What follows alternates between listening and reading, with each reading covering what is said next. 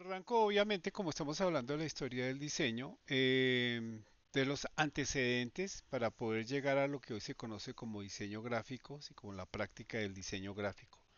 Y pues siempre tendremos que empezar por Gutenberg, ¿m?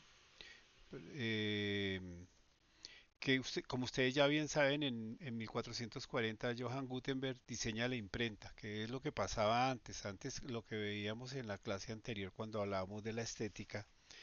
eh, Empezamos a tener libros, empezó a aparecer en la historia de la humanidad el tema de la memoria a través de un elemento que es el libro, ¿sí? Porque tanto los griegos que lo hicieron a través de papiros y de rollos de piel de animal y escribieron y redactaron y almacenaron todo ese conocimiento que inclusive se perdió en un famoso incendio en una muy famosa biblioteca que se llamó la Biblioteca de Alejandría.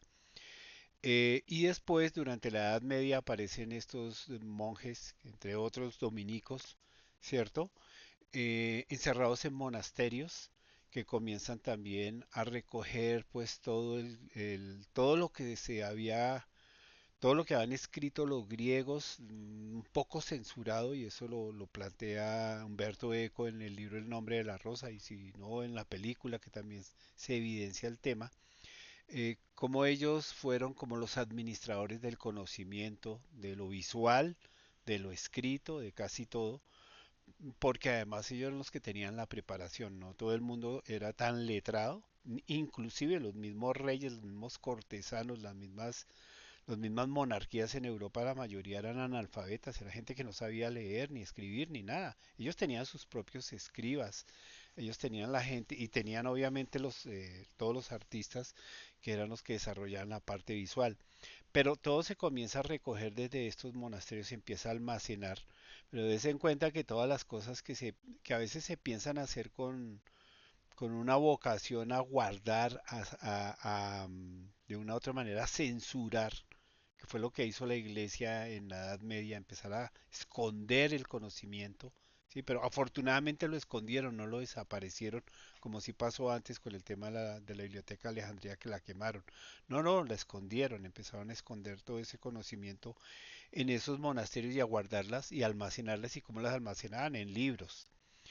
Eso mismo, sí, generaba que el conocimiento solo fuera de algunos, no de todos. Entonces, digamos que después de la Edad Media viene, como lo anotaba yo en la anterior clase, el Renacimiento, y el Renacimiento ya es una democratización del conocimiento, ¿sí? Ya los escritores, los poetas, los artistas empiezan a proponerle al pueblo, ¿sí?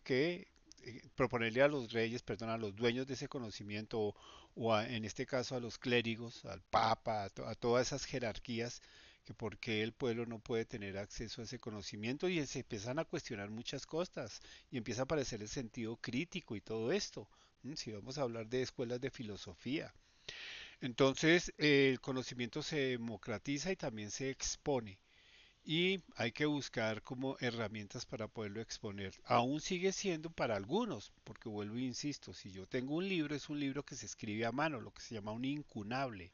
Si es un libro que se escribe y se ilustra a mano y que pues para poder ser dueño de este conocimiento tengo que comprarlo y tengo que tener mucho poder adquisitivo para poder llegar a ese conocimiento. Entonces no era tan democrático todavía. ¿M?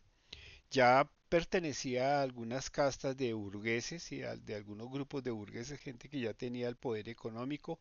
El mundo comienza también a crecer. Recuerden el descubrimiento de América, los viajes a las Indias, ¿sí? O a la China de Marco Polo. Si los europeos comienzan a explorar el resto del mundo, a buscarlo.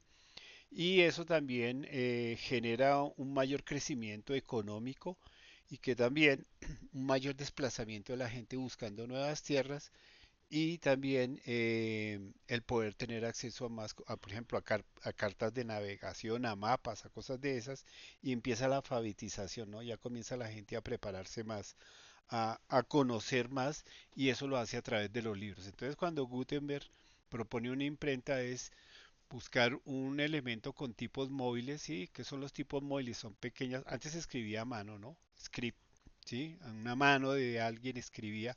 Entonces él decía, si yo quiero replicar el mismo texto, tengo que decirle a ese escribano que lo haga 15, 20 veces hasta que se muera, porque hacer tantas veces va a ser agotador.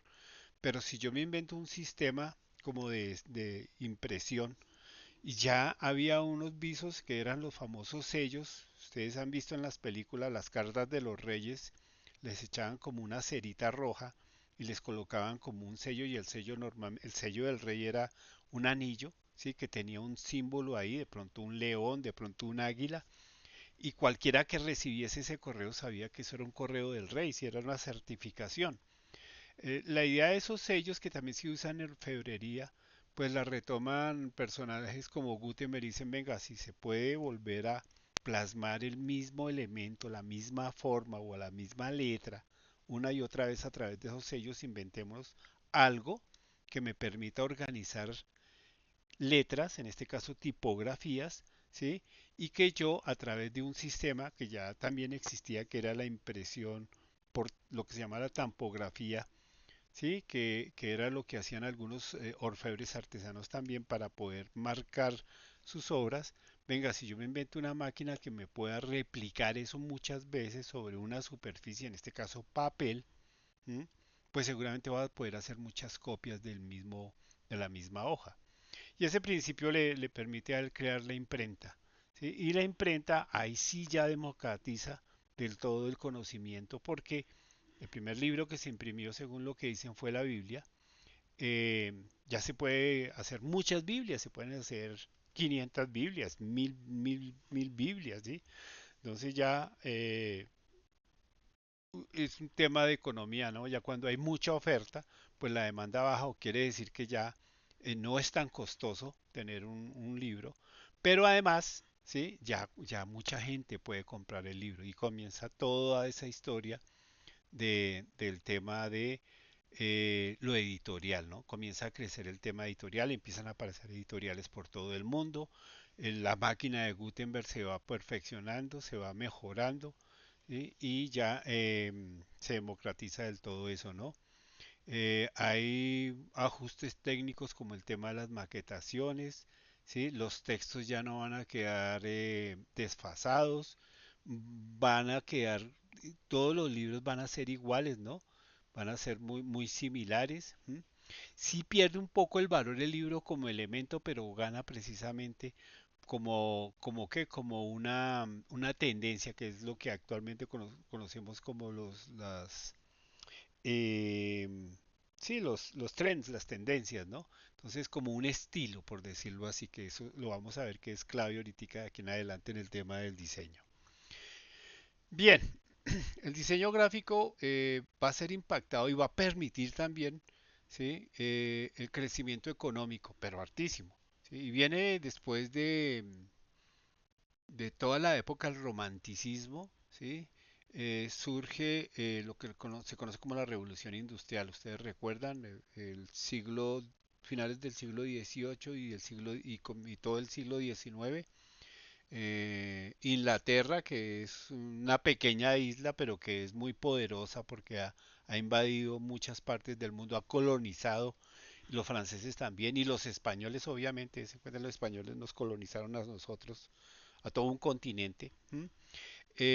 Todo ese comercio, vuelvo y digo, todos los conflictos y todas esas cosas van generando un crecimiento económico y un crecimiento económico propone, que es lo que hace la revolución industrial, mm, automatizar todavía más los procesos, ¿no? Entonces, claro, una cosa lleva con la otra y se mecaniza la industria, ya surgen, las máquinas van creciendo, se descubre la máquina de vapor, ¿sí?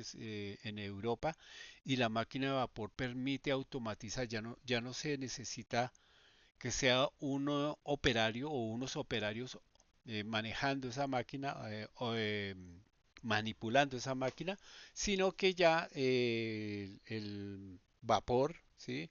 Permite darle movimiento a esto, le permite dar automatización a esas máquinas, ¿no? Em, esos campesinos que antes abundaban por todos los, pues por todas las partes externas de, en Europa, sobre todo de las ciudades, empiezan a desplazarse a esas grandes ciudades. Las ciudades comienzan a crecer, ya no son castillos amurallados nada más para defenderse del enemigo, sino que empiezan a crecer por el tema del comercio, por el tema de la exploración del mundo. ¿Sí? Empiezan a llegar cosas de otras partes, empiezan a mandar a otras partes también, inclusive personas, hay mucha migración y las ciudades comienzan a crecer, el vapor, como les digo, la máquina a vapor, la combustión por carbón, por madera, le da un avance tecnológico, ¿no? Y comienzan los avances tecnológicos y muchos de estos campesinos se desplazan a las ciudades para trabajar en fábricas, aparecen zonas comerciales, ¿sí? Aparece también el término de la competencia. Ya, si yo veo que mi vecino tiene una cosa que le funciona, pero yo también sé hacerla, venga, yo también quiero hacer eso, y eso propicia competencia, ¿sí? Y nueva manufactura de productos, productos inclusive más elaborados, y se empieza a desarrollar ahí a partir de que ya hay mucho producto, que hay mucha oferta. Entonces hay necesidad de la difusión, de cómo vendo yo mis cosas y aparece el tema de la técnica publicitaria, ¿no? Y estamos hablando de una publicidad muy rudimentaria, sí, muy primaria, que es lo que surge en el siglo XVIII, pero de una u otra manera hay que vender, ¿sí? Vender como el producto, o vender como el estilo, o vender como el color, o vender cosas así. Y lo tengo que hacer a través de esos nuevos medios. Empieza a surgir también la prensa, ¿sí? El periódico como tal. Es cuando nace también eso, gracias precisamente a la imprenta de Gutenberg. Recuerden que primero, después de Gutenberg, se comienza a hacer mucho libro solo texto, ¿sí? Libro como tal. ¿M? Pero paralelo a eso y también unido a, a los temas políticos, aparecen los pasquines, aparecen como lo que ya manejaban inclusive en la Edad Media, que eran los edictos, como eran esas grandes hojas donde de pronto, inclusive eso no viene ni siquiera de la Edad Media, eso viene desde los romanos. Los romanos son los que primero proponen esos edictos, que era que lo que decía el César, ¿sí? De pronto no sé, que iban a una guerra, que alguien iba a ser investigado, que había fiestas en el Coliseo, siempre se colocaba un edicto que alguien leía primero en la plaza pública y que después se pegaba a una columna, ¿no? Y eso sigue evolucionando durante la Edad Media, sigue proponiéndose igual ese sistema de comunicación a través de esos edictos o esos panfletos.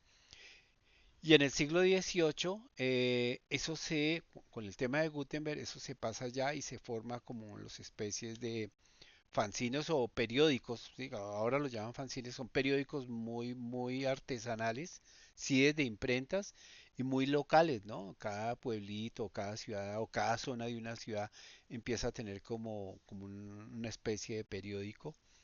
Y como crece la gente en las ciudades, ¿cierto? Como hay necesidad de más información y comunicación, pues también esos sistemas de difusión, como esos periódicos, también empiezan a crecer las prensas y aparecen periódicos. América, ¿sí? Es una de las que más, sobre todo Norteamérica, la que más trabaja el tema de los periódicos. Recuerden que aquí en Colombia, ¿sí?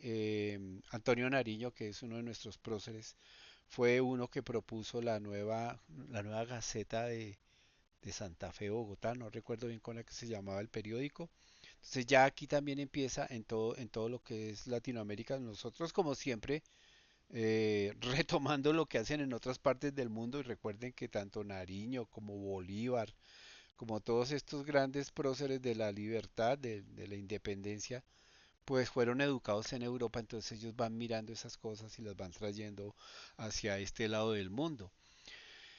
En Norteamérica crece cada vez más el tema de de los grandes impresos. Aparece el New York Times, aparece el Washington Post, ¿sí? En Europa Times, Le Figaro en Francia, ¿sí? Los periódicos comienzan a surgir y eso vuelve también inclusive grandes empresarios, los dueños de los medios en esa época, que era el medio impreso, empiezan a ser muy, pero muy ricos, ¿sí? Ser muy poderosos, inclusive ya esos Rockefeller, ¿sí? Health, toda esta gente, ya como actualmente colocan y quitan presidentes, deciden en casi en el destino de sus coterráneos, ¿no? Y el periódico como tal también comienza a evolucionar y empiezan a aparecer una serie de elementos diversos visuales como las formas, los textos. Recuerden que la fotografía finales, mediados del siglo XVIII, comienzos del siglo XIX, que ya nace y que comienza a evolucionar, es una herramienta que toman muchos de estos empresarios de los medios y comienzan a utilizarla como complemento a la información que ellos manejan o inclusive en el tema de la publicidad como elemento que va a permitir ver, ¿sí? Lo que se va a vender o lo que se va a ofertar. La ilustración ya no es los artistas, especialmente eso, ya no son los artistas haciendo cuadros para familias poderosas o burgueses que tengan plata o reyes, sino que la ilustración o la gráfica comienza a ser utilizada, ¿sí? Y se orquesta coherentemente para comunicar masivamente las ideas a través de esa ilustración. Entonces empiezan a surgir una serie de escuelas y aquí vamos a hablar de eso. Hablamos primero de William Morris, ¿sí? Y un movimiento que retoma, si lo vemos ahí en la gráfica, retoma todavía mucho del arte del romanticismo. ¿Sí? El romanticismo es un periodo como entre el siglo XVII y XVIII y se le denomina romanticismo porque pues todo es, hay hay un purismo en todo lo que se hace ahí en el romanticismo, la formalidad, la familia, las buenas costumbres. Los pintores romanticistas son muy de la figura de la proporción universal, contar las cosas como se describen, ¿sí? Hacen una descripción muy juiciosa de lo que se hace. Pero William Morris, ¿cierto? En los finales del siglo XIX, eh, y propiciado por todos esos profundos cambios que hay de la revolución industrial y el desarrollo tecnológico, eh, retoma, ¿sí? Todas esas imágenes, incluyendo imágenes y lo que vemos aquí él es inglés, incluyendo como todo ese imaginario que hay del rey Arturo y de todo lo que pasó en esas cortes que los ingleses en ese momento idealizan como perfectas, ¿no? Como el Santo Grial, Arturo y su corte, ¿cierto? Como esas monarquías perfectas donde todos eran muy bonitos, todos eran muy monos, muy anglosajones, ojos azules, todo era correctamente colocado, ¿no? Y él propone la estética que manejaron en esos gobelinos, porque si estamos hablando de la Inglaterra del siglo XVII, no, ni siquiera como el siglo V, ¿sí? Toda esa estética que se manejaba eran tejidos y eran lo que se llaman frescos o murales, todo lo pintaban como en esos castillos. William Morris retoma esto, ¿sí? Y propone ese movimiento que se llama Arts and Crafts, ¿sí? Donde aparecen objetos muy puristas, muy parecidos a los de la época, donde lo que se desarrolla desde la estética, ya con un toque más comercial, porque estamos hablando de revolución industrial, ¿cierto? Es una estética muy elaborada, de mucho tiempo de elaboración, pero es muy costosa, ¿no? Y empieza como a utilizar también los nuevos medios de impresión para poder trabajar como de una u otra manera esa estética, ¿no? Eh, Su influencia es muy importante para todo el ámbito de lo que comienza a gestarse como el diseño, ¿sí? Y esa tendencia pasa, o sea, se impregna al resto de Europa, porque es lo que yo quiero que trabajemos cuando hablemos de las tendencias, cómo las tendencias marcan, ¿sí? Y cuando una tendencia de una u otra manera seduce visualmente, entonces comienza a permear, o sea, comienza a impregnar todo el ambiente, ¿sí? Hablemos, por ejemplo, aquí de tema New Wave, ¿sí? O de pronto algo que fue muy moda hace unos años, el tema gótico, ¿sí? Entonces, recuerden que eso empezaron muchos a vestirse todos de negro y aún existe el tema gótico, ¿no? No sé si a ustedes les tocó el tema de los emos, bueno, todas esas cosas, los punk, ¿no? Los punk que proponen.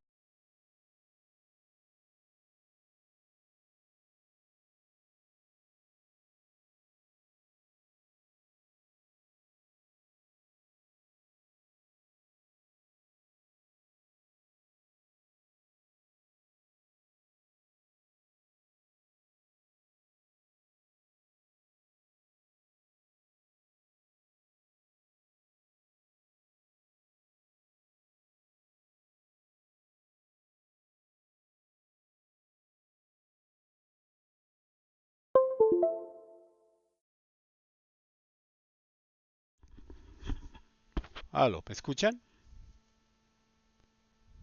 Sí, profe. Se me había ido, ¿cierto? Se había ido el audio. Sí, profe. Sí, es que se descargó los audífonos, entonces me tocó conectarlos. Bien, íbamos hasta dónde, hasta William Morris, ¿no? Eso sí todo lo escuchamos. Yo oí el pitico cuando sonó y dije, "Mo", me desconecté. Em, bueno, estábamos hablando que todo el tema del Arts and Crafts de William Morris permea toda Europa, comienza a impregnar eso y también a Norteamérica, ¿no? Norteamérica ya es un mercado muy grande. Sí, Norteamérica, igual que nos ha sucedido, digamos, sucedió mucho en toda la en todo el siglo XX, que todo lo que se hacía en Norteamérica como que lo copiaba el resto del mundo. En esa época, ¿no? En esa época era todo lo que hacía Europa, ¿sí? En términos de arte, de estética, de todo eso, como que era lo que imitaba el resto del planeta y Norteamérica era uno de esos grandes imitadores. Entonces allá también surge, empiezan a ver como tendencias de ese tipo, ¿no? Entonces, de William Morris, que ya toma todo el arte clásico y lo introduce dentro del tema de la revolución industrial a unas estéticas más comerciales, ¿sí? Que se pueden utilizar, que son costosas, porque la elaboración de una imagen en esa época era demasiado costoso. Entonces llegamos al tema del modernismo, ¿no? Y el modernismo, eh, a ver, ¿qué pasó con esto que no me pasó? El modernismo es un movimiento artístico que se desarrolla también a finales del siglo XIX y obviamente principios del siglo XX, ¿no? Y es conocido como la Belle Époque, sí, que es un término, la bella época es un término francés, porque la mayoría de los representantes del modernismo vienen precisamente de Rusia, perdón, de Francia, sí, aunque hay algunos rusos. Aproximadamente duró de 1870 hasta comienzos de la Primera Guerra Mundial. ¿Sí? Y aquí también vamos a ver que los conflictos bélicos van a ser determinantes también en todo el tema estético, ¿no? En todo lo que es la gráfica. Eh, el modernismo es lo que conocemos como el Art Nouveau. Yo creo que ese término sí lo habrán escuchado ustedes, ¿no? Porque el Art Nouveau es una corriente muy fuerte en la decoración y en la arquitectura, ¿sí? Sobre todo en la arquitectura. Si miramos Bogotá, por ejemplo, es una ciudad que tiene muchas tendencias, ¿sí? O muchos estilos artísticos, ¿no? Tenemos el isabelino que lo ve uno en Teusaquillo, ¿cierto? El tema Bauhaus que lo ve uno de pronto en Chapinero. ¿Alguien me está preguntando algo? Es que oigo un pito. ¿No? Bien. Bueno, el mismo estilo colonial que es muy de los españoles que hay en la parte de la Candelaria. Si ustedes ven la ciudad va cambiando, ¿no? Y obviamente el moderno, ¿no? La posmodernidad que la vemos en casi toda la ciudad. Entonces aparece esa corriente de modernistas, ¿no? Y hay personas muy representativas de todo el modernismo, ¿sí? Rompe un poquito con todos esos movimientos como el historicismo y el realismo o el impresionismo, ¿no? El impresionismo que es una corriente más del arte, de las artes plásticas, y como les digo, las corrientes que aquí vemos proponen más hacia lo comercial porque están muy permeadas por todo el tema económico, ¿no? Ellos utilizan elementos de la naturaleza para dar movimiento a sus obras, ¿no? Haciendo que el componente orgánico tenga un fuerte protagonismo. Y si lo vemos aquí, por ejemplo, en esta imagen, voy a pasar un momento de Alphonse Mucha, ¿sí? Esa fuerza que tiene el movimiento del textil sobre la piel y sobre el mismo movimiento de la, de la modelo que él toma ahí como arte. ¿Y qué me propone precisamente los artistas modernistas? No me están, como si me lo propuso el arte cuando hablábamos de estética, es una interpretación propia, sino que me está proponiendo un tema más decorativo. Se ven las imágenes son muy preciosistas, muy bonitas, ¿m? Pero comercialmente me van a también, por ser tan atractivas, por enganchar tanto, me van a atraer, ¿sí? Me van a permitir, si lo decimos así en plata blanca, vender, ¿sí? Activación póliza de seguros, a ver qué me dicen. Permítame en un segundo, que es que está entrando, era un correo.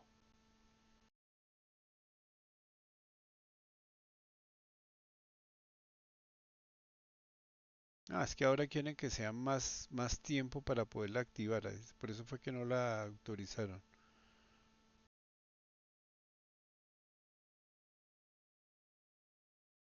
Mm, Bueno, que ya sabíamos. La rechazaron por algún legalismo. Eh, entonces Alfons Mucha, que es un pintor, ¿sí? Y es un artista decorativo checo. ¿M? Expone que uno de los grandes exponentes, se coloca como uno de los grandes exponentes del Art Nouveau, y su estilo definitivamente después es imitado, pues muy florido, ¿sí? Su diseño es sensual, ¿sí? Toma el tema erótico también, ¿sí? Donde obviamente para él la protagonista siempre es la mujer.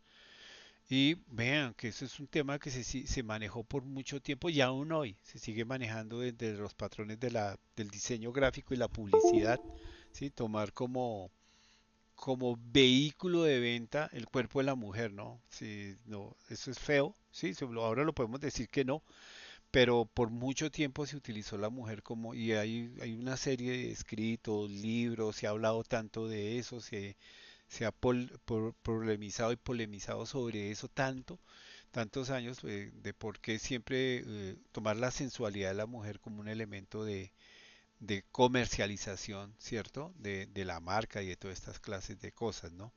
Pero los artistas de la época, porque es que, pues era la época, ¿no?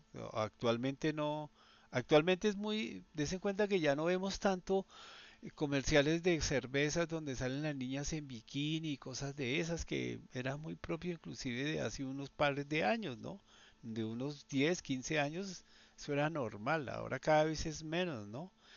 Pero porque es que son otros tiempos. En esa época el tema de la mujer estaba más subyugada, desafortunadamente no tenía la fuerza que tiene ahora, sino tiene la participación que tiene ahora, que no debe ser participación, sino es un tema de equidad, ¿cierto? No, estamos ahí, así seamos de diferentes géneros, pero estamos ahí para construir sociedad, ¿no? En esa época no, en esa época la mujer era vista más como un objeto y si la mujer era muy bella, pues era el objeto a vender, ¿sí? Si la mujer no lo era tanto, pues era como, uy, yo no sé qué es lo que me pita tanto. Permítame un segundo. No puedo creer que esto sea... ¿Nadie está preguntando nada de ustedes o algo? Muchachos, No, profe. ¿está que No, pita? señor. No, profe. ¿Quién sabe? Bueno, dejémoslo así. Bien, prosigo con el tema. ¿M? Entonces, no solo muchas, sino hay otra serie de artistas muy del tema del modernismo que manejan precisamente eso, ¿no? Entonces está Charles Renier Mackintosh, ¿sí? Que fue un arquitecto y diseñador escocés de para 1800 algo, y uno de los máximos representantes del estilo moderno en su país, y sus obras se destacan, mire como eh, que es otra cosa muy propia de la época, cada cual propone nuevas estéticas, ¿no? Mientras Musha es muy figura humana, sí, el tema de la sensualidad y todo esto, sí, Macintosh propone más geometrías, sí está ella, sigue apareciendo en el centro del universo la mujer ahí, pero ya más desde temas más geométricos, hay una estética más florida. Estamos hablando que él es escocés, ¿sí? Y estamos hablando de un país que es, en esa época era muy agrario, aún hoy todavía es un país de montañas verdes, ¿sí? Muy de las historias, inclusive si vamos a lo del Craft, muy de las historias de el rey Arturo, de las flores, de los bosques, de todos esos imaginarios de hadas y de todo. Y Macintosh toma algunos elementos y se mezcla mucho con el tema de la geometría y no colores tan fuertes, ¿no? Son colores más, son tonos más pasteles, más manejados y es esa obra que se destaca por esas formas geométricas o figuras, líneas rectas, ascendentes, descendentes, algunas diagonales. Sí, sí, no sé qué es lo que tanto me pita aquí. Permítame un segundo a ver. Bueno, después encontramos otro exponente, ¿cierto? Que fue un pionero en el diseño de los carteles. Se llama Peter Behrens. Y acabó buscando un diseño menos adornado. Si se dan cuenta, empieza a simplificarse, ¿sí? Eso es propio también de todo ese movimiento. Venga, ¿cómo genero abstracción? Si quiero comunicar, estamos viendo la imagen de un bombillo que ilumina, ¿sí? Pero también estamos viendo por debajo del bombillo toda una estructura geométrica que entre otras propone lo que se llama los esquemas de las proporciones áureas, cosas que ya estaban manejando. Yo les envié un videito sobre el número Fibonacci, ¿sí lo vieron?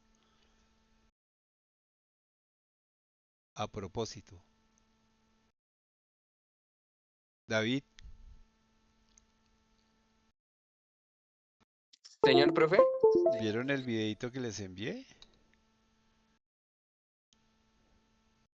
el de profe, los el números video su merced se lo envió a Camila para que nos lo Y ahí ustedes lo diera. vieron ya todo, sí. Sí, sí, lo vieron, ¿no? Sí, sí, señor. Sí, profe. ¿De verdad? Bueno, ¿y qué vieron ahí?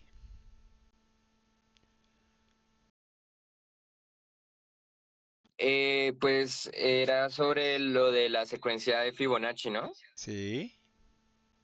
¿Qué resume uno Y viendo? que era, pues decía básicamente que en la naturaleza se podía visualizar esa secuencia en varias, como en varios seres, pues en varios aspectos de la naturaleza, o sea, como en flores y todo ese tema. Ajá.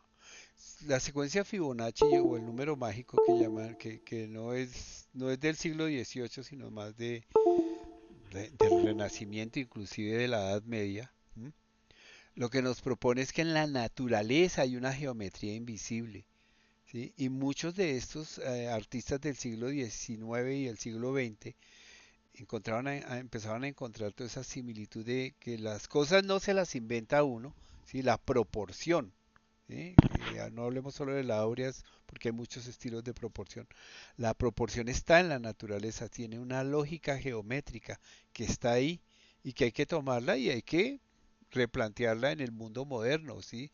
En lo industrial, ¿sí? En ese celular que ustedes tienen en la mano y entonces ahí aparece el diseño industrial, la ergonomía, ¿sí?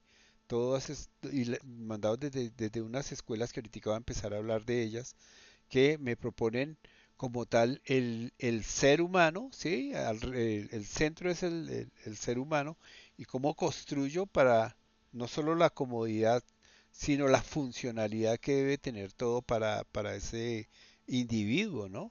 Cómo eso debe acoger al individuo, cómo las imágenes, ¿sí? Cómo la abstracción, como lo que vemos aquí de Peter Bregens, perdón, me están comunicando cosas, ¿sí? No necesariamente tiene que verse tan hiperrealista o figurativo, sino que esa geometría y esa proporción también, eh, dada obviamente en elementos abstraídos, como por ejemplo la luz, mire cómo hay una gradación o degradación del punto para contarme la intensidad de la luz en esta imagen, ¿no? Eh, Acabó buscando un diseño menos adornado, ¿sí? Que es lo que propone la imagen, más pulcro, más funcional. Cuando hablamos más pulcro, es lo que actualmente se conoce como el minimalismo, ¿no? la simplificación del concepto o de los elementos, ¿no? Hablamos de espacios minimalistas cuando hablamos de arquitectura, porque no es llenar, a ver, si yo entro a una iglesia en el centro de Bogotá como la iglesia, como la misma catedral o la iglesia de San Francisco, voy a encontrar que es una, casi la mayoría de las iglesias de nosotros que son de un perfil muy colonial, va a encontrar mucha decoración, ¿sí? Mucha madera que han pintado de dorado, ¿sí? Cuadros, vitrales, muchos elementos y cada elemento también dentro de sí tiene muchas otras partecitas, ¿no? Un vitral está compuesto por una serie de segmentos de colores que va creando la imagen, ¿no? Entonces hay una cosa que se llama que es un tema barroco, pero hay una saturación de los elementos en el barroco, ¿no? Hay mucho color, y colores brillantes y colores oscuros y muchos elementicos, ¿sí? Pero después me voy a un tema como por ejemplo los mismos museos que vamos a visitar, o el Museo de Arte Moderno, ¿sí? El Mambo, ¿sí? Donde hay una simplificación de los espacios, o entro a una biblioteca como la Virgilio Barco, y la arquitectura es más sencilla, es más simple, es más mínima, por eso se llama minimalismo, es lo mínimo para que tenga una funcionalidad como tal. ¿M? Entonces eso es lo que hace Peter Brown Berengens, ¿sí? Que permite ese tema más pulcro, más minimalista y más funcional, ¿sí? Y que además permite otra cosa, otro concepto que va a aparecer, que es la producción modular, ¿sí? Cómo puedo ensamblar a través de eso, ¿sí? Cómo de estos elementos puedo tener conceptos como la repetición o el movimiento de la repetición, ¿sí? Y me genera lenguaje, ¿sí? Me da, me arroja pues la interpretación muy mínima, ¿sí? Muy abstraída, y que puedo interpretar. Entonces, como les decía, ya en comienzos del siglo XX empiezan a aparecer una serie de corrientes o escuelas, ¿sí? Una pero muy importante es la escuela Bauhaus. La escuela Bauhaus es una escuela alemana, ¿sí? De la Primera Guerra Mundial, que cuando el Kaiser abdica, o sea, cuando él, después de que pierde la guerra, renuncia, se comenzó a formar y teniendo como capital a Weimar. Weimar, creo que es, sí, Weimar, ahí está es una ciudad alemana, ¿m? Donde estaban precisamente, donde fueron uno de los tantos campos de batalla, y pues ellos vencidos después de esa Primera Guerra Mundial y con muchas restricciones que les propusieron los vencedores, que en esta casa fueron los franceses con los ingleses y obviamente los norteamericanos, entonces esas restricciones les limitaban construir cosas. Los alemanes en la Primera Guerra Mundial, y aquí vamos al tema bélico, construyeron grandes tanques, barcos, aviones, ya comenzó a aparecer la, todo el tema de la aviación militar. Y cuando pierden la guerra, siempre el perdedor pues tiene que acatar pues como las condiciones del vencedor. Y los vencedores, en este caso que fueron ellos, dijeron, no, para que Alemania no se nos vuelva a seguir volviendo un problema, porque si algo tiene el alemán es que es muy buen diseñador, y los tipos, después de la revolución industrial, tomaron todo lo que comenzó a ser la revolución industrial y mejoraron diseños, y terminó construyéndose, empezaron a hacer máquinas mucho mejores que las que hacían los ingleses o los franceses, ¿sí? Sistemas, todo como en un perfil muy de conflicto. ¿Por qué? Porque pues existía ya una corriente política que se llamaba el nacionalsocialismo, ¿sí? Que no se lo inventó Hitler, se lo inventó fue precisamente el Kaiser y todos ellos. Yo no sé por qué sigo oyendo pitos, pero bueno. Eh, y desarrollaron una industria militar. Entonces, eso necesitaban, para ese diseño necesitaban precisamente eso, diseñadores, ¿sí? Empezaban a utilizar arquitectos, empezaron a utilizar mecánicos, ¿sí? Gente que ya desarrollaba la mecánica, ingenieros, y pues como les digo, casi ganan la guerra, porque igual que la Segunda Guerra Mundial, porque cuando llegaron o cuando propusieron el conflicto, ¿m? estaban muy bien preparados, mejor preparados que los demás, ¿no? Como son derrotados, entonces esas restricciones es, por ejemplo, en los barcos que solo pueden construir barcos de tanto peso, ¿sí? Que los aviones no pueden ser más grandes de eso, pensando los aliados en que no volvieran ellos a crear armas para volver otra vez a generar ese conflicto. Y ahí aparece la escuela Bauhaus, ¿m? Que es una escuela formada precisamente por gente de la industria militar, ¿cierto? Y deciden trabajar al individuo más, pensar más en el individuo, en las artes y en los oficios, ¿no? Inicialmente inclusive la escuela se llama la Escuela de Artes y Oficios de Weimar, ¿sí? Y después cambia para Bauhaus, que no recuerdo cómo se define el término. Ah, sí, el término Bauhaus es construcción y casa. Entonces ya no piensan en la guerra, sino piensan en el bien del individuo, ¿sí? En la arquitectura, ¿sí? En el diseño de los elementos que a diario rodean a las personas, las sillas, de la decoración, los elementos ¿hasta qué? Hasta cómo debe estar diseñado, por ejemplo, lo que ya surgía en la época como bicicletas, carros, todo eso, cómo debe ser cómodo para la persona. ¿Sí? Nosotros nos sentamos actualmente en un carro, pero no sabemos toda la carga de diseño que acarreó llegar a poder sentir confort cuando yo me siento en un carro, ¿no? Ahora, no sé si ustedes alguna vez se sentaron en un Renault 4, ¿sí? O un carrito más viejo, un Volkswagen.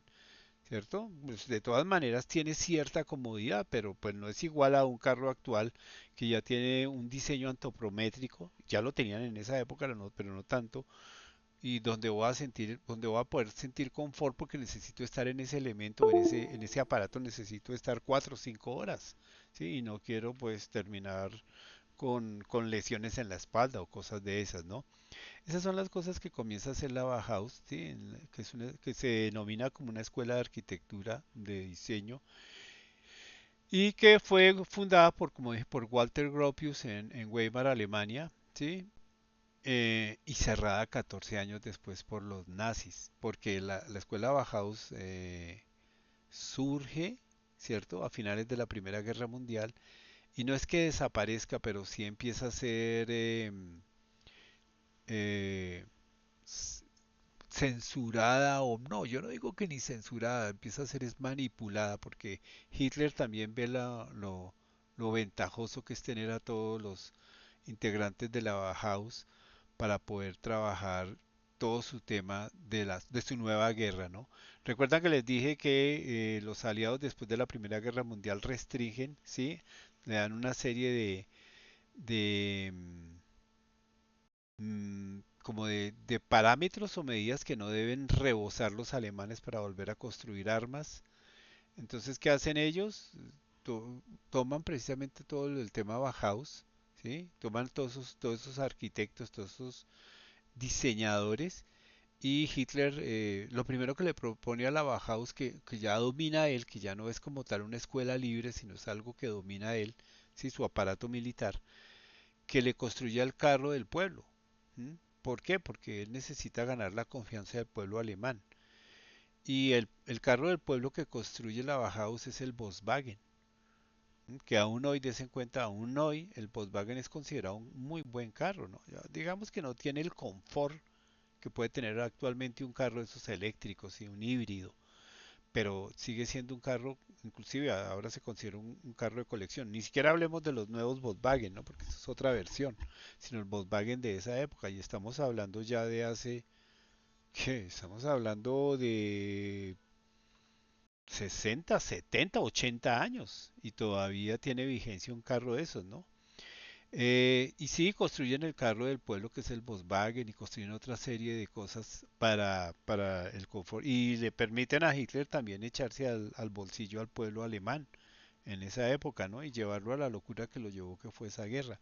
Pero lo más importante que hace la Bauhaus como diseño, sí, son todos no solo lo plástico que es lo que vamos a ver ahora, no solo lo artístico, sino solo el diseño, sino que reinventan, ¿sí? En el tema armamentista reinventan las armas y las perfeccionan. Y eso ha permitido que toda la escuela de diseño de los alemanes, ¿sí?, aún perdure. Des en cuenta que cuánto cuesta un Mercedes-Benz o un BMW y por qué, pues porque son carros que están sofisticadamente bien construidos. No es nada más porque valgan plata, es porque en sí es un carro muy fino. Si yo compro un carro de esos, voy a tener la seguridad de que va a durar, si yo quiero, va a durar conmigo 30, 40 años. ¿Qué le puedo decir lo mismo a un carro, por ejemplo, norteamericano o inclusive un carro francés? Pues mi expectativa de que el carro tenga una buena funcionalidad y que sea cómodo para mí no pasa más allá de 10, 15 años, ¿no? A los 10 años inclusive ya empiezo a tener problemas con el carro. Entonces, ese es uno de los grandes aportes que tiene la Bauhaus, pero surge con la Bauhaus una serie de diseñadores y artistas, ¿sí?, que van a marcar mucho toda la tendencia de lo gráfico, ¿no? El primero es Paul Klee, ¿m?, que igual que otro artista, pero miren que aquí estamos hablando de artistas que sí son algunos alemanes y otros son de otras partes muy cercanas, como Kandinsky, ¿sí?, que Kandinsky es ruso. Eh, Paul Klee propone, igual que Paul Klee es considerado uno de los padres de la abstracción, ¿sí? Que recuerden que empieza a aparecer lo que se denomina el arte abstracto, ¿no? Y obviamente él es uno de los artistas más influyentes del siglo XX. Entonces la abstracción de Paul Klee es ya no ver como vemos, sino como de pronto interpretar lo que vemos, que es lo que siempre me da el arte moderno, sobre todo el arte abstracto, ¿no? Aparece Kandinsky también, y muy marcada el tema de las geometrías, tanto en Paul Klee como en Kandinsky, ¿cierto? Eh, Como lo dije, era de origen ruso. Él se le consideraba un pintor del expresionismo y la abstracción. Abstracción, lo que ya hemos hablado hace un rato, la simplicidad de la que se hablaba antes, que voy reduciendo cada vez más, que no es tan figurativo, que ahí sí vamos a lo que, recuerdan lo que hablábamos del tema del dibujo. Venga, el dibujo es que cuando yo estoy pequeño, sí, veo el mundo y lo interpreto. ¿Sí? Cuando yo soy un niño de 4 o 5 años, interpreto el mundo y lo plasmo. Por eso mi afirmación de la clase pasada, en ese momento soy un artista. ¿Sí? Lo que pasa es que después me taran, después me dañan la cabeza. ¿Por qué? Porque ya la educación, y no estoy criticando la educación, y el medio, ¿cierto? Y la modernidad y todo lo que me rodea, y obviamente el crecer también como persona y empezar a tener hasta conflictos en mi cabeza de qué es bonito o qué es feo, ¿sí? Qué es estético o qué no lo es. Y muy pegado de los medios también, de los medios de comunicación y de la misma educación, vuelvo e insisto. Entonces ya me van sesgando, me van mandando y me van colocando, venga, esto es bonito y esto es feo. ¿Sí? El blanco es hermoso, el blanco es puro, vea el concepto, y el negro es oscuro y turbio. ¿Y por qué? Sí, uno dice, ¿y por qué no? Ahora uno plantea eso. Si vemos a Kandinsky o vemos a Paul Klee o vemos a Picasso inclusive, hay una regresión, ¿sí? Que es una regresión, vuelvo otra vez sobre cuando mi alma era pura y veía diferente. ¿Sí? Y entonces, no, lo que se interpretó en la época es que se les olvidó a los tipos dibujar, se les olvidó pintar, ¿no? Y ellos estaban haciendo una interpretación de qué es lo que veo, qué es lo que veo yo como artista, qué es lo que veía Kandinsky como artista, pero qué ve cada uno de ustedes. Ni siquiera decía qué ve el mundo, sino cada individuo qué ve en lo que él propone. Y ahí es donde el arte empieza a tener su mayor esplendor para mí, cuando el arte me propone mi propia interpretación como individuo, ¿sí? Mi propio encuentro con toda esta parte estética. Él escribe un libro que se llama El punto y la línea sobre el plano en 1926 y es hoy considerado una lectura imprescindible para el diseñador gráfico. Sí, todo esto de lo que yo hablo precisamente es lo que propone Kandinsky en su libro y sería bueno que lo leyéramos, ¿no? Entonces, no sé, voy a ver si lo busco, que por ahí lo tengo. Y no es muy extenso, no se me van a asustar que no es la guerra y la guerra y la paz de Tolstoy, ¿no? Es es un librito, ¿sí? Pero que sí me va a marcar muchas cosas de esas. Entonces ya viene el arte abstracto, ¿no? Y aparecen personajes como Helbert Bayer, perdón, ¿sí? Eh, que se salió un poquitico o sea, si se dan cuenta frente a lo de Kandinsky, retoma, ¿sí? Algunos manejos de líneas horizontales y verticales muy fuertes, ¿sí? Propone ya, sí la abstracción, pero de todas maneras regresa también un poquito a lo figurativo, a la interpretación del gráfico, ¿sí? Y creó también una fuente universal, ¿sí? Que todos conocemos como Universe, que propuso muchas cosas en el mundo del diseño gráfico, ¿no? Es como los grandes aportes de, ¿qué? De Helbert Bayer, que también era Bauhaus, ¿no? Era un artista Bauhaus, era un arquitecto, porque ahora los consideramos como padres del diseño gráfico, pero en realidad en esa época todos ellos eran arquitectos, perdón. Bien, Macaulay Nagy, sí, cuya pasión era la tipografía, o sea, él le interesaba mucho el tema el tipo, el carácter, sí, la letra y la fotografía. Empezó a hacer como experimentos para unir estas dos corrientes, ¿no? Lo que es la tipografía y lo que es la fotografía. Eh, y innovó en nuevas formas de expresión, tanto en esa tipografía como en la fotografía y el fotomontaje. Aquí no estamos viendo todavía nada de eso, solo hay una imagen de él nada más. Y obviamente influenció mucho el tema del diseño gráfico eh, con el tema de las tipografías, que aún hoy se mantiene vigente, ¿no? La estructura de las letras, ¿sí? Las cajas tipográficas, toda esa geometría que tiene cada tipo, la proporción de una letra frente a la otra, el poder estructurar y el poder crear tipografías. Pero también con la Bauhaus existe otra corriente que esta ya no es alemana, sino es francesa y es el Art Deco, ¿cierto? Se desarrolló al mismo tiempo que esa Bauhaus, pero en Francia e inclusive en algunos otros países europeos. Y después de la Segunda Guerra, como ellos sí son los ganadores, tiene más brillo inclusive que la misma Bauhaus, porque utilizan el lenguaje, ellos era un estilo más decorativo, ¿sí? Eran más simples pero más figurativos, que es figurativo, que más se ve la figura, ¿sí? Que más se adivina más rápido la imagen, no hay que estar tanto tiempo esperando tener la interpretación o cómo interpreto yo, no, es un lenguaje más universal, sí, más para todos. Si lo que digo es un carro, si lo que digo aquí es esta figura rodeada como una especie de pavo real, pues es que yo creo que es la interpretación que tenemos casi todos, ¿no? Claro, yo puedo derivar mi interpretación en otra cosa, puede ser una diosa babilónica, sí, puede ser una diosa egipcia, no sé. Sí, y de ahí para allá ya puedo empezar a arrojar más ideas en lo mismo, ¿no? eh, Maneja más conceptos como armónicos, ¿sí? Como la estética plana.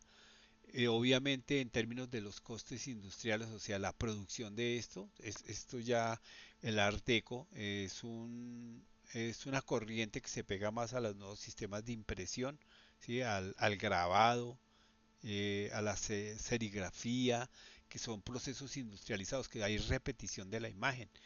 ¿Sí? Mientras la escuela Bauhaus propone más un tema único, muy parecido a lo que sucedía cuando hablo yo de los monjes de la Edad Media, en los que un libro era un libro y el que lo tenía pues tenía mucho poder para poder tener ese libro, poder económico. No, aquí no, aquí ya venga, es más abierto. Y dentro de lo que se maneja mucho en el Art Deco es el tema del cartel, ¿sí? Entonces, se da a conocer como corriente en una cosa que se llama la Exposición Internacional de Artes Decorativas e Industriales Modernas en 1925 en París.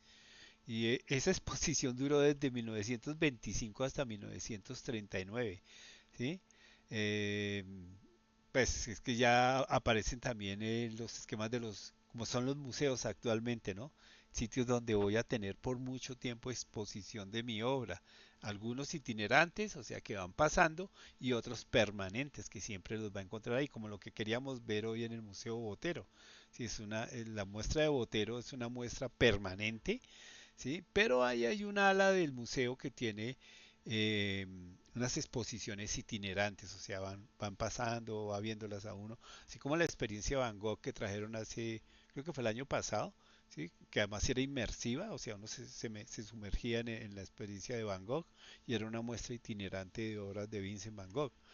Bien, como dije, las influencias provienen de diferentes vanguardias europeas como el modernismo que evoluciona y también del estilo racionalista, ¿sí? Que eso ya es una corriente inclusive más filosófica, ¿sí? Y era contemporánea con la escuela Bauhaus. Además, esa influencia del constructivismo ruso, algo de lo que no hemos hablado aquí, el constructivismo ruso es mucho la imagen, las imágenes que vienen después de la revolución bolchevique, ¿sí? Todo lo que propone el gobierno de Stalin, la dictadura de Stalin, de cómo todo debe ser igual y el constructivismo, como su nombre lo dice, es a partir de lo que el Estado construye, ¿cierto? Todos debemos manejar el mismo patrón. Por eso tanto en Rusia de esa época como en la China de Mao Zedong, inclusive la gente se vestía igual, las casas eran iguales todas, todo debía ser igual, ¿no?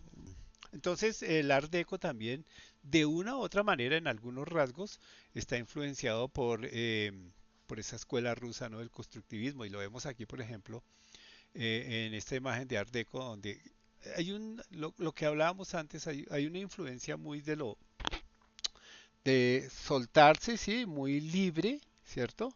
Muy propia inclusive del Art and Craft, ¿sí? Que era la propuesta del arte europeo, ¿sí? Retomado de siglos anteriores. Y después me voy un poquito a lo que propone la escuela Bauhaus, que es la simplicidad en las cosas, ¿sí? En los elementos, ¿se ven? Ahí el carro se ve que es un carro, pero pues, no entra en detalle que es un carro. Ahí hay una pareja que se ve que tiene como una serie de trajes y decoración. Uno piensa como en gente de mucha plata, ¿cierto?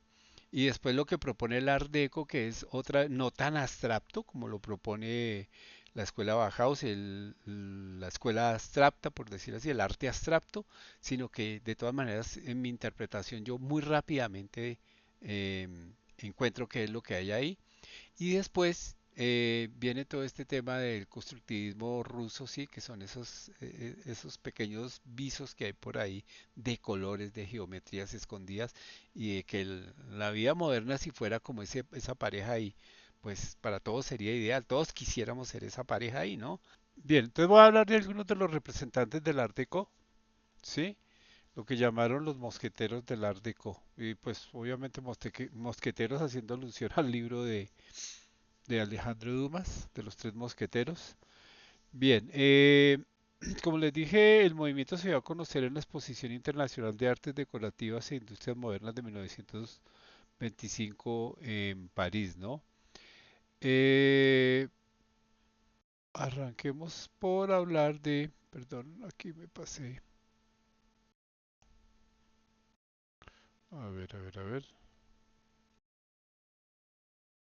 Am, Primero por Cassandré, sí que fue un cartelista y diseñador gráfico francés de origen ucraniano, o sea, venía obviamente del lado soviético. En sus obras se puede observar la influencia de las vanguardias artísticas de la época de entre guerra y guerra, entre la Primera y Segunda Guerra Mundial. Y también lo que yo anotaba que la mayoría de ellos desarrollaron el arte fue en carteles, ¿no? Haciendo alusión o haciendo publicidad a temas como los vinos, ¿cierto? Como la época de la bella época de ellos, que fue todo el tema de esos artistas bohemios, muy marcados por la vida nocturna, el Moulin Rouge, todas esas clases de cosas, ¿no? Sus carteles eran una síntesis perfecta y nunca antes vista de lo que era en ese momento el combinar el arte del texto y la imagen, ¿no? Y se destacan también porque tenían una muy fuerte influencia del Art Deco con figuras geométricas. Recuerden, el Art Deco, el Art Nouveau era más figurativo, sí, muy cercano al Art and Craft que venía de antes, ¿cierto? Aquí ya el Art Deco se maneja más como hemos dicho, la síntesis. Entonces es figuras geométricas, colores oscuros y metálicos, bordes afilados, ¿sí? Como lo que vemos aquí en esta imagen de, de Casandré, ¿sí? Objetos decorativos y por otro lado tuvo influencia obviamente de la escuela Bauhaus, que propuso que sobre todo lo que propuso Bauhaus era una exploración de sus propios diseños, ¿sí? Después sigue Loupont, que diseñó más de 60 carteles para impresores suizos. Era como la industria fuerte en esa época. El cartel venía desde Suiza, los que imprimían, pero los artistas que desarrollaban todo este tema eran los franceses, quienes esos suizos les enseñaron a ellos también ciertas limitaciones en la litografía, o sea, en el proceso de impresión. Entonces, las gradaciones o las degradaciones tonales eran, eh, había limitación entre ellas, no llegar como hasta la fotografía, pero esas limitaciones también daba soluciones artísticas, que fue lo que propuso, por ejemplo, Lupont, ¿cierto? En la obra que desarrolló en sus carteles, ¿no? Después sigue Carlow, que de sus trabajos se dice que son creaciones artísticas absolutas y que se utiliza una retórica, el tema de la retórica, ¿sí? Miren aquí cómo él en las preguntas de América, ¿no? O las preguntas sobre América. Entonces lo que propone Curlo fue pues que América de esa época era símbolo de industrialización, ¿no? De posmodernidad, ya comenzaba todo el tema el concepto de la posmodernidad después de la modernidad, ¿cierto? Más los grandes rascacielos de Manhattan, ¿cierto? Las grandes metrópolis como el mismo Nueva York, ¿sí? O San Francisco, ¿sí? O las ciudades del este de Norteamérica. Entonces hay un juego también con toda la tipografía, el color, ¿sí? Simbolizar un trabajador a través del guante y solo su llave que está tomando en este momento como ajustando una tipografía, ¿no? Entonces todo es industrialización, industrialización y todo eso. Bien, Paul Colin, ¿sí? Que su estilo es como imposible de categorizar, es muy preciso en los retratos y en la fuerza de sus carteles, que lo llevaron a convertirse en uno de los maestros de la comunicación visual del momento, ¿no? Miren, la Europa de comienzos del siglo XX fue muy impactada por toda la cultura del norte de África y de África en sí, pero no solo eso, sino también de todos esos migrantes de África hacia Norteamérica, el jazz, sí, que ya viene de Norteamérica, sí, toda esa cultura, digamos, un poco underground en el momento de las comunidades afroamericanas que populaban Norteamérica y que ya empezaban a impactar también de una u otra manera a Europa, ¿no? Es como lo digo, esa vía bohemia, muy también del tema del jazz y los blues, de lo que venía de Norteamérica. Bien, y finalmente, ¿cierto? Eh, todas estas corrientes se reúnen. Mire que hay una transformación del medio. Primero los periódicos, o casi que primero el arte, ¿sí? La pared, el cuadro. Después eso se traslada a los periódicos, a los medios impresos, ¿sí? Y el periódico ya propone un uso más comercial y va haciendo una mixtura con la publicidad, ¿cierto? Y todas estas escuelas europeas, la Bauhaus, ¿sí? El Art Deco de los franceses, el Art Nouveau también, eh, se trasladan al mural, otra vez a la pared, pero a través de un elemento eh, comercial que es el cartel. ¿Sí? Recuerden a alguien muy, de pronto no lo nombré aquí, muy representativo de Francia, que es Toulouse-Lautrec y sus famosos carteles desde Moulin Rouge, sí, que era un sitio de, obviamente, de, era un sitio de vida nocturna, sí, ya lo sabemos, pero eso también y Dupont también con el tema de los carteles sobre los vinos, los españoles, no hablé de pronto de ellos aquí ahorita, los españoles también hacen una serie de carteles y aparece el cine. ¿M? Recuerden que ya hay la fotografía, pero la fotografía propicia el nacimiento del cine. Y el cine se va a volver definitivamente en uno de esos sitios, ya es el nuevo cartel, ya no es el periódico, ya no es el cartel, sino que es la pantalla de cine, sitio donde se va a empezar a también seguir evolucionando y creciendo el tema del diseño gráfico, ¿no? Entonces, el tema de los manejos tipográficos en las películas, los créditos, algo que de pronto veremos un poco el próximo semestre, ¿cierto? Las pantallas de presentación, ¿sí? Las propuestas que hay desde todo ese de cine. Y ya estamos hablando que el cine es una industria que no es europea, sino si es americana o norteamericana en el momento. Entonces, como todo ese conocimiento que hay de Europa en el diseño, ¿sí? También migra hacia Norteamérica y muchos de esos artistas o los que siguen esos artistas también migran a Norteamérica y definitivamente en los años 30, cuando ya viene el crecimiento, la época dorada del cine que llaman, entonces el diseño gráfico también se, se engancha de toda esa industria que es la industria cinematográfica y va creciendo del cine. Y de ahí por ahí podemos empezar ya a hablar de todo lo que es, de pronto no sé si alcancemos a dar una charla sobre lo que es el diseño gráfico moderno, ¿no?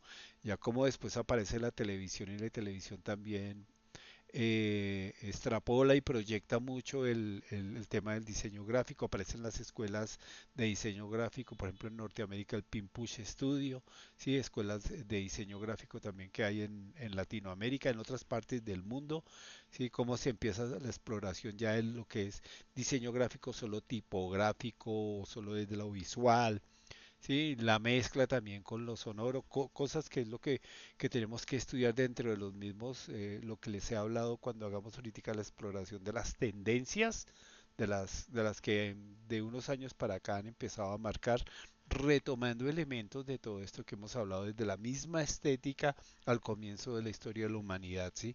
Cómo realmente uno en diseño gráfico no crea, sino transforma, ¿no? Uno toma cosas, elementos, tendencias, ¿sí? Escuelas, por ejemplo, como el cómic, del cual hablaremos también, que marcan, sí, y las diferentes escuelas del cómic en el mundo. Otras formas de expresión, por ejemplo, lo artesanal, particularmente los diseñadores gráficos en Colombia de la década del 50 hasta acá, han estado muy influenciados por todo lo que era la estética de las culturas antes de la llegada de Colón a América, ¿no? ¿Cómo es que la llaman? Mesoamericanas, ¿no? O sea, antes de la llegada de los españoles y toda esa riqueza que hay precisamente en lo que vemos de los muiscas, de los tairona, aquí en el país, ¿no? De los mismos incas, obviamente de los mayas y de los aztecas, que es todo todo eso que hay de la Mesoamérica, del Centroamérica, ¿cierto?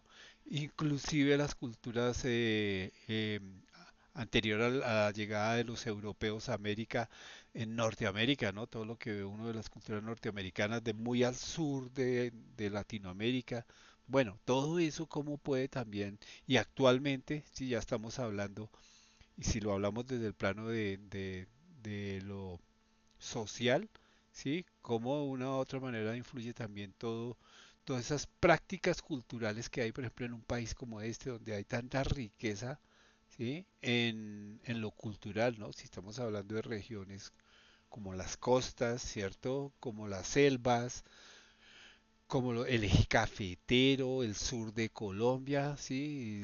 La meseta cundiboyacense, los Santanderes, des en cuenta que cada uno tiene como rasgos, inclusive plásticos, ¿sí? Estéticos, muy característicos con los que uno puede empezar así como está pasando con el tema de la comida, lo mismo, se viene trabajando en el diseño en Colombia hace mucho tiempo, el poder retomar todas esas prácticas culturales y esas maneras de expresión que hay en las diferentes partes del país y proponer al fin un diseño muy colombiano, ¿no? Porque desafortunadamente hemos estado muy cargados de lo externo, ¿sí? Nos dejamos influenciar mucho. Inclusive no le he hecho la culpa solo a los que se dejan influenciar de toda la escuela norteamericana, sino también la europea, ¿no? De una u otra manera. Y ahora, des en cuenta, ha impactado mucho en lo visual el tema oriental, ¿no? La manga, ¿sí? El tema japonés, como fue o como es tan fuerte todo el tema japonés, que no solo a nosotros, sino también a los mismos norteamericanos y europeos los ha impactado. A mí me aterró mucho una vez que estuve en una feria del libro en Madrid, en España, y pues me fui a la sección de los cómics, que era lo que me interesaba, donde íbamos con mi hermano a hacer como unas charlas allá, y quedé sorprendido de que en esa época, y estamos hablando ya de hace unos 10 años que estuve allá, 12 años que estuve allá, era muy fuerte el tema manga, pero era muy fuerte. Y yo decía, pero ¿cómo después de conocer todo lo que en términos de cómic fue el desarrollo del cómic en España, en Francia, ¿cuál es la otra escuela fuerte que haya? Bueno, los italianos de una u otra manera. Y en Bélgica, sí, de Bélgica también salió mucho y obviamente Inglaterra. Y no, yo no veía todo eso que había visto antes en mi época de universitario. Yo ya no veía toda esa cantidad de cosas que se veían antes en Europa, sino que todo estaba muy permeado, muy impactado, muy penetrado por el tema del manga japonés.